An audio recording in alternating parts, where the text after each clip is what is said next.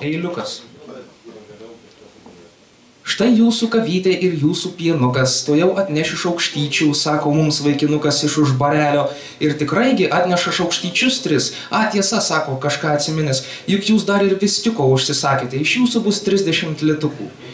Sėdime ant kažkokių supinaičių, tada regime kažkokias jungtuvytės ir matome, kad jaunikaitis iš pirtelės išsiveda tokią išklaipytom kojytėm panelę iš pamergužėlių.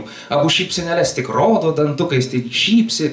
Skelbimėlis paskui paplinta, vaikinukas ieško panelytės tigriukės susirašinėjimaičiams, tik SMS žinutėmis, mano numeriukas iš 9 skaičiukų, panelės sročinai rašykit šitam vaikinukui.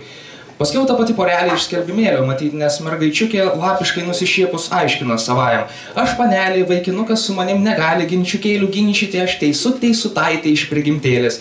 Atsiverčiam tada žurnaliuką ir regime straipsniuką. Kaip numesti kelis po žiemužės prisidėtus nereikalingus kilogramukus, panaikinti apelsinitėlio žievelytės efektuką, tai gyvuoja garstytaitės ir rėžiukėlį salotytėse, jūsų pilvukas jums padėkos. Paskiau dar yra, nebeprisikiškė kopūsteliaujantį taičiai ir sėskime užkasti kapotų kopūstėlių, gelbėt brolelį yra ir man 2 šaukščiukus cukriuko į arbatėlę. Dar po to vakar vakarėlį buvo išmesinėta mažyčiukė 3 metukų mergaitytė ir išmesta į tvenkinėlį, kur ją sulėsiojo antytės. Yra viešpatėliau švenčiausias ant kryžiaus priknėtytas. Yra prastai gyvenimėlis nusisekė, tai pasiėmė virvelę ir pasikorė ant užlaidėlių karniziuko. Dievulėliau, dievulyti.